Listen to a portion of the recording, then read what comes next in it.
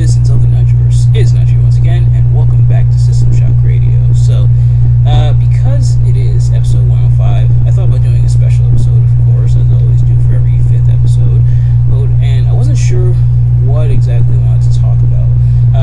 It was a toss-up between wrestling video games and just like a full predictions video for all the wrestling events happening this weekend, minus TNA, the TNA event happening, I think tonight it's happening.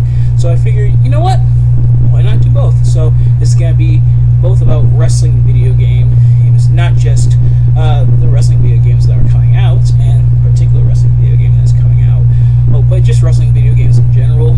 And then I'm going to do my predictions for Night of Champions, and NXT Battleground, and AEW Double or Nothing. So without further ado, let's get right into it. So I love wrestling video games. I've loved wrestling video games since I was a little kid. I had WWF SmackDown on the PlayStation 1.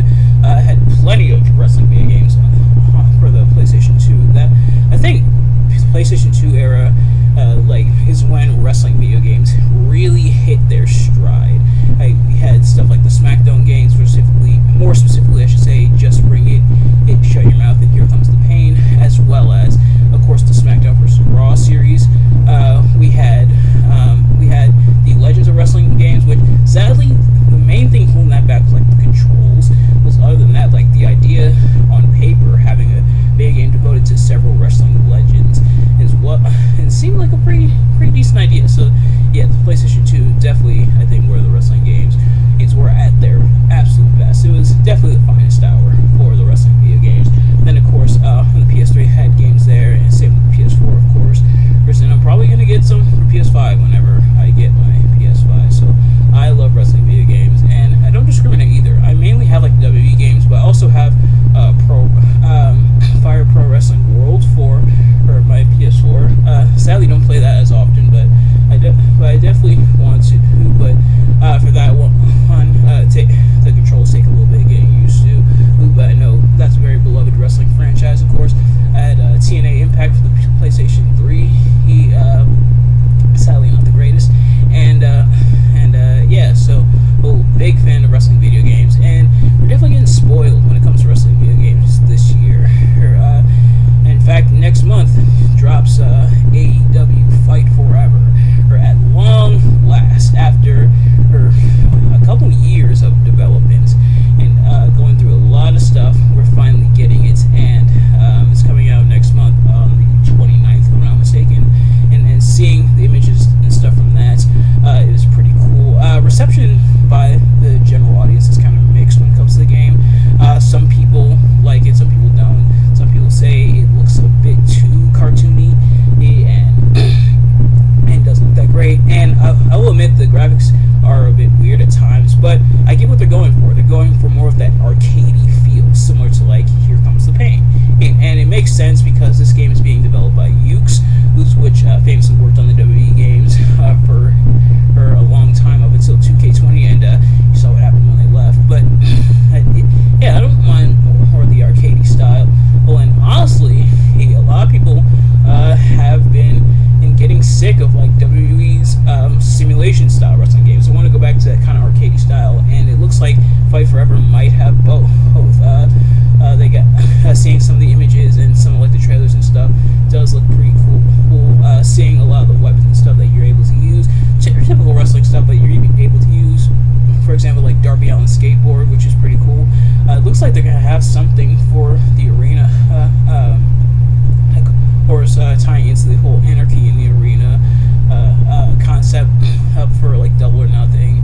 And so seeing that is pretty cool. Seeing how the blood looks in the game. Of course, it's an AEW game, so they're gonna have blood. Though surprisingly, didn't get them the M for mature rating, but it's alright. It's at T for teen, which is nice. But seeing the blood and some of the blood physics do look pretty cool. So I'm hype. I'm excited about the game to see how the game performs and everything. And seeing the roster for the game, I think it's a decent sized roster, but obviously they might add more for later on. And surprisingly, Cody Rhodes and CM Punk are still going to be part of the game. Well, maybe not surprising for CM Punk because he may or may not be on his way back. But yeah, so high hopes for that. But we're also getting spoiled on the WWE end because 2K23, which dropped a couple months ago, and they're adding DLC. In fact, they just added it about a week or so ago, the Pretty Sweet Pack. So I'm going to go through all the 2K23 DLC. So the first DLC, there are 4 packs, or actually 5 packs, I should say.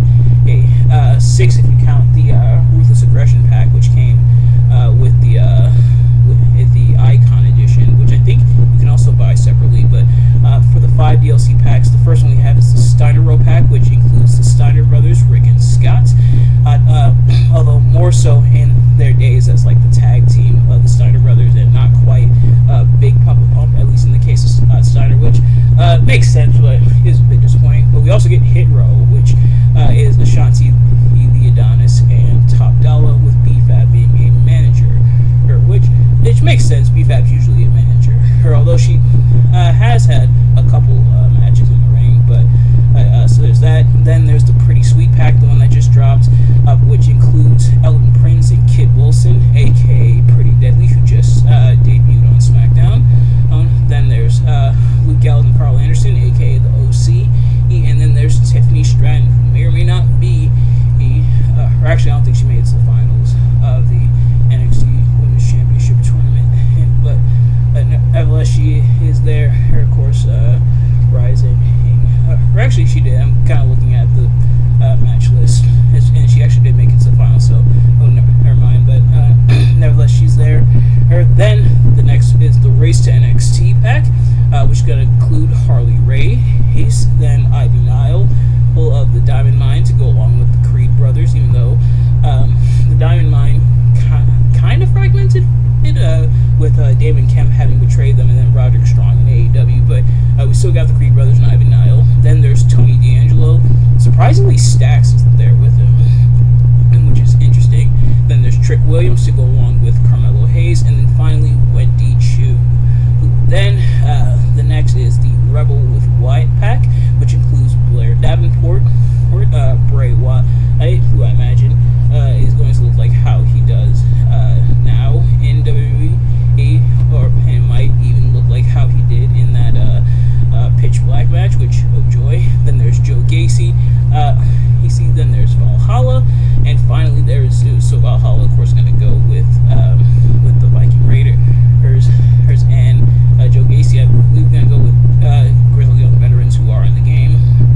And then, like I said, Zeus, which I imagine a lot of people will have compete with Hulk Hogan in the game. And then finally, there's the Bad News U pack, which includes Andre Chase. He's of course representing Chase U.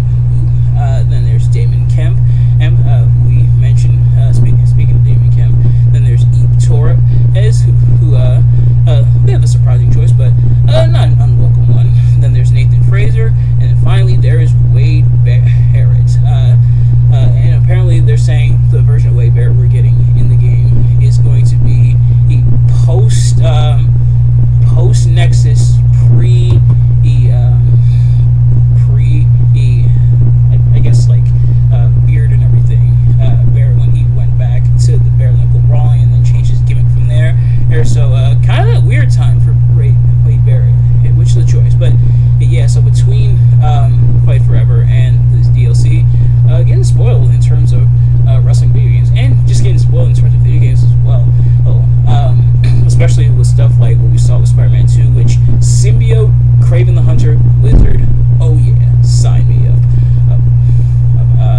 I don't have a PS5 yet, but I definitely want it just for that game, which is ironic because Spider-Man PS4 was the main reason I wanted a PS4. But I guess the more things change, the more they stay the same. But now, for the next part of our video, we're going to be talking about the predictions. So first is Night of Champions, which is going to take place on Saturday, of course, from Saudi Arabia. And the match lineup for this match, although the way it's listed here on the wiki is not the final order, so the matches may be not in this order, but these are the matches that are going to be taking place. First, we have Seth Rollins versus AJ Styles in the finals to crown the inaugural World Heavyweight Champion. And the reason I say kinda is because apparently the WWE World Heavyweight Championship, which they reintroduced, going to carry the lineage of the previous World Heavyweight Championship. So it's less of an inaugural, and more of like this is the next champion and added to the lineage, and it's going to be the first champion in a while. But my predictions, I want to say Seth Rollins, but with him potentially taking time off because he's going to have a part in Captain America: New World Order, or I imagine, and they might not pop the title on him yet, because considering what he said about Roman, it's going to make him look like a pretty huge hypocrite. But at the same time, AJ Styles is on SmackDown. This is a title specifically made for Raw. So if AJ does win this, will they have him carry it over to Raw? Will he just be back on Raw, therefore separated from the OC, because AJ is drafted to SmackDown? And it's kind of weird that SmackDown superstars were in this tournament in the first place, but I guess not a bad thing, because we get Seth Rollins versus AJ again, which yes please. But so I think it might be a toss-up, but my gut's going with Seth Rollins. And it's like he's definitely the favorite to win the championship, so I think he's going to end up taking the championship here. Then next up is Cody Rhodes versus Brock Lesnar in a rematch from Backlash. Actually, surprised this one isn't no holds barred. Is for now just listed as a singles match. They might change it, but I think with this one, probably Brock Lesnar getting his win back. Like, although they're kind of building the underdog story for Cody, because he was attacked on Raw and had his arm injured, so his arm's in a sling in kayfabe. He showed up to the press conference they had earlier today, and realized earlier today because I'm recording this on Friday night. And show up to the press conference earlier today with the arm in a sling, but he is still going to compete because that's Cody for you. But honestly, I think Brock might get his win back. But Cody, I could see Cody also getting the win here. Then next up is Kevin Owens and Sami Zayn defending the titles against the Bloodline, which in this case is Roman Reigns and Solo Sikoa. They're defending the Undisputed WWE Tag Team Champions, Undisputed Tag Team Championships, I should say. Which first time ever that Sami Zayn is actually going to be allowed in Saudi Arabia, because of course there's peace talks between them and Syria. But as for who wins this one, I don't think it'd be easy to say they might pop the titles on Roman Reigns and Solo Sikoa, but they really do not need them right now, especially with Roman still being the undisputed Universal Champion. But I think it might be a case of the Usos costing Roman and Solo the match, and then continuing the divide from there, ultimately severing the Bloodline, splitting it in half, with Owens and Zayn retaining. So I think that's the direction they're going to go, because as with Kevin Owens and Sami Zayn having just won the titles not too long ago, and with Roman and Solo really not needing now, Solo holding main roster gold would be nice, of course, but I don't think this is the time for it. So I am going to go with Owens and Zayn here. Then next up is Gunther versus Mustafa Ali for the Intercontinental Championship, and Gunther is definitely not dropping the title anytime soon. I have a feeling that he's going to hold on to it for a while. He's probably going to break the Honky Tonk Man's record. So Gunther is going to hold on to this. And then there's Bianca Belair versus Asuka for the Raw Women's Championship, kind of a rematch from WrestleMania. And I think this one could go either way. They might keep it on Bianca Belair. It's funny that this is for the Raw Women's Championship, even though Bianca Belair is on SmackDown, and they haven't swapped the titles yet, because Rhea Ripley will be defending the title here, and she's still the SmackDown Women's Champion. And so, why haven't they swapped the titles yet? I don't know. I know people don't like the title swap, but now you get stuff like this that doesn't make any sense. But yeah, I don't think they're dropping off Bianca just yet. But they might pop it on Asuka. It makes sense. Asuka just got this big resurgence after her heel turn and everything. But I think it's probably going to stay on Bianca. And then speaking of Rhea Ripley, she's going to be defending the SmackDown Women's Championship against Natalya. And I think it's pretty obvious who's going to win this one. Rhea Ripley, of course. And then we have Becky Lynch versus Trish Stratus. And despite Trish Stratus also going through a heel turn and being on TV more and everything, which is nice, I don't think Trish Stratus is winning this match. I think it might go to Becky, but it could go either way. They could extend this feud. This feud is still pretty young, could extend this feud, but I'm not sure. And then we move to NXT Battleground, which Battleground and Double or Nothing are happening on the same day at the same time. And Shawn Michaels said this wasn't done on purpose. It was a pure coincidence. Whether you believe that or not is up to you, but they're going to be going head to head. And according to Wiki here, it says this marks the first time since April 1989 that two major promotions will produce major events head to head after WWE's WrestleMania 5 and WCW's Clash of the Champions 6. So they're going to be going head to head. Not the first time AEW and NXT is going head to head. So what I'm going to do is I'm going to watch Double or Nothing like live, I think, because it's going to take a while for the pay-per-view to be ready for rewatch. I think it takes at least 72 hours for the pay-per-view to be rewatched after it's broadcast. So I'm going to watch that live, and then probably Monday I'm going to go back and watch Battleground, and then I'm going to end up reviewing both for the channel. And those reviews are going to drop on the same day. I'm going to do a double upload. But starting with NXT, we have Carmelo Hayes defending against Braun Breaker in a rematch from Stand and Deliver, and I don't think Carmelo's dropping it anytime soon, so he's probably going to retain here against Braun Breaker. Then next up we have Lyra Valkyria against Tiffany Stratton for the vacant NXT Women's Championship, and I think they might pop the title on Tiffany Stratton. They've been kind of teasing at Stratton winning this and kind of pushing her, so I think they're going to go ahead and pop it on her here. Then next up is Noam Dar battling Dragon Lee for the NXT Heritage Cup. When I watch this match, this will actually be my first time seeing a NXT Heritage Cup match, as they did it all the time on the NXT UK brand. And Noam Dar, who was the NXT Heritage Cup champion, and when NXT UK closed its doors, versus taking it over here, and it's going to be a British round rules match, which means it's going to have the round system and everything. And I believe TNA used to do something similar to that with the Grand Championship, if I'm not mistaken, and I don't think they still do, but so it's going to be a British rounds rules match. This one could go either way, but I think I'm leaning a bit more towards Dragon Lee, just so the heel Noam Dar can get his comeuppance. Then next up is a triple threat match for the NXT North American Championship, as Wesley will defend against both Tyler Bate and Joe Gacy. First of all, this is sure to be a really solid match, but I don't think Wesley's dropping it just yet, although I imagine we're going to see further dissension between him and Tyler Bate, as Joe Gacy's kind of been manipulating them both, kind of turning Wesley and Tyler Bate against each other. But I think Wesley's probably going to retain here. Then we have Ilya Dragunov versus Dijak in a last man standing match, and I think Dragunov is going to get the win here again, so the heel can kind of get his comeuppance. And then finally we have the NXT Tag Team Championship, as Gallus will defend against the Creed brothers, and they're probably not going to take the titles off of Gallus just yet, and so they're probably going to defeat the Creed brothers here.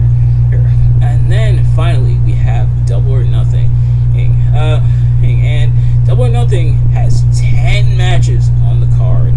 Oh joy! So with these two shows happening at the same time, by the time NXT Battleground ends, Double or Nothing's probably going to still be going on.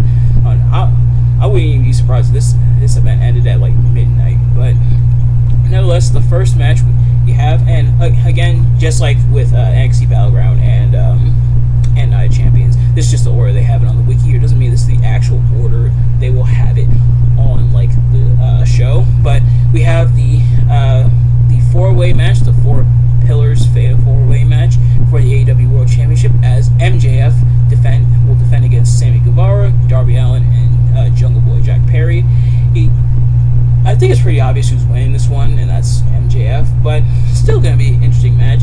And although the build for this one has kind of been all over the place, but still be an interesting match. But yeah, I don't think MJF is dropping it anytime soon. And honestly, the build for this whole pay-per-view has been kind of but then again, WWE is no saints either when it comes to building to a lot of their like pay-per-view matches and stuff.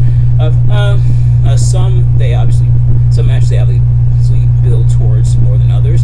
And then we have the AEW World Tag Team Championship match, as FTR will defend against Jeff Jarrett and Jay Lethal.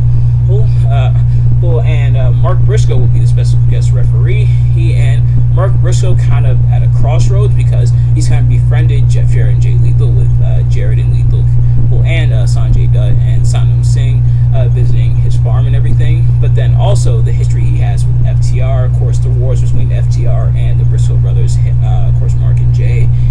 Of course, RIP Jay Briscoe. But I don't think FTR is dropping the title anytime soon, but it will be interesting to see how Mark Briscoe interacts.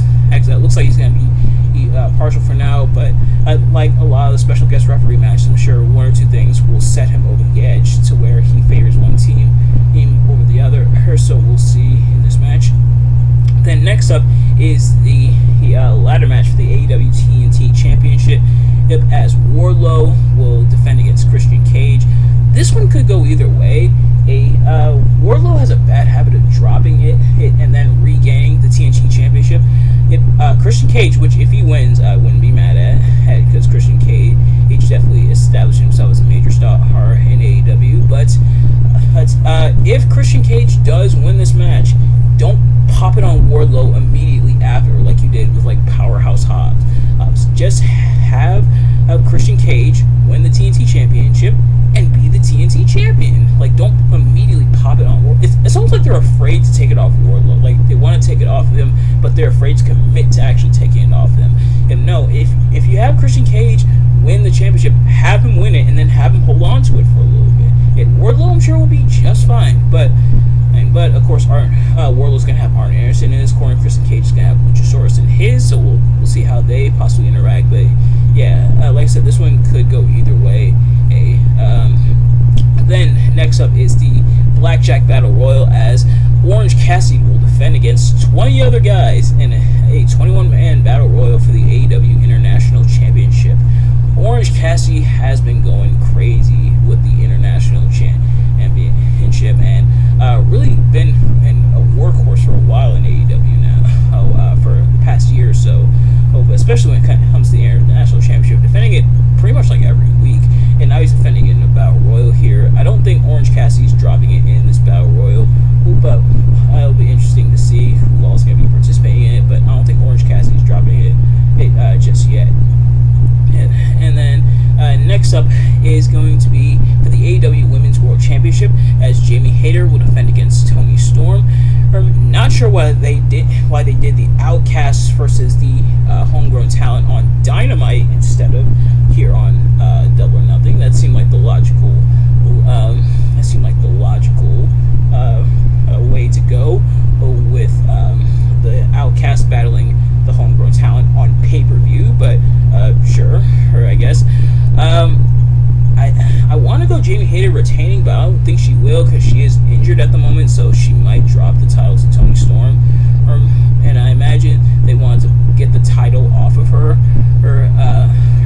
because she's injured, but maybe didn't want to do it on Dynamite. I don't know, but they probably could have had like Hayter versus Storm, and then Storm takes the title, and then still had like the Outcast versus homegrown talent on Double or Nothing.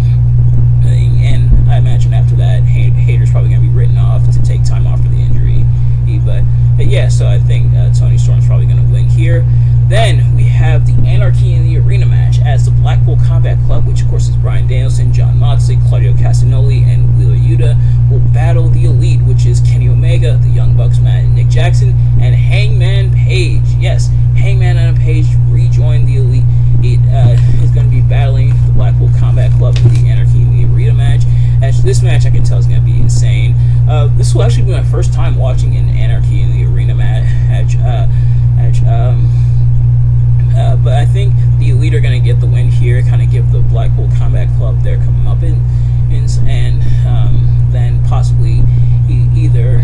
I don't think they should extend this feud after this pay-per-view.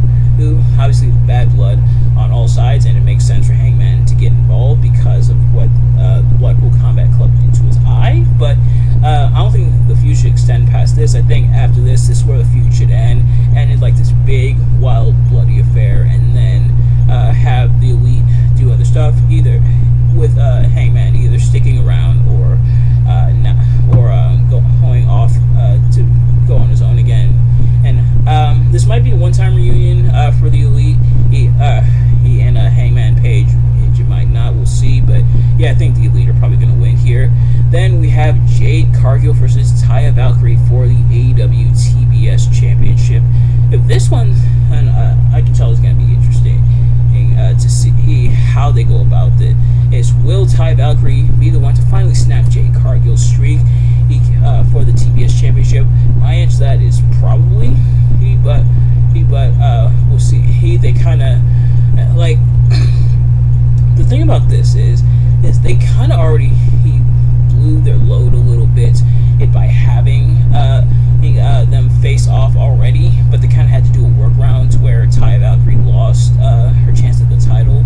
Well, but will they actually pull the trigger on taking the title off of Jade Cargill and putting it on Taya Valkyrie? It will remain to be seen, but for now I'm going to go with Taya Valkyrie. Then we have Ethan Page and the Guns going against the Hardys and Hook. Not sure why these two sides are still feuding, which of course the Firm versus the Hardys. And the stipulation is if the Hardys and Hook win, Matt Hardy will own Ethan Page's contract. I thought it should have ended with the Firm deletion, but I guess not the case. The Hardys and Hook are probably going to end up winning this one to end the feud, and the feud really should have ended here. It really should have ended with the Firm deletion, but it's probably going to end here. Then next up is Adam Cole, Baby versus Chris Jericho in an unsanctioned match with Sabu being the special guest enforcer. Why? Who knows? Stop asking questions. But I think Adam Cole's finally going to get his comeuppance. This is the perfect time for Adam Cole to get his comeuppance after all that Jericho and the Jericho Appreciation Society have put him through.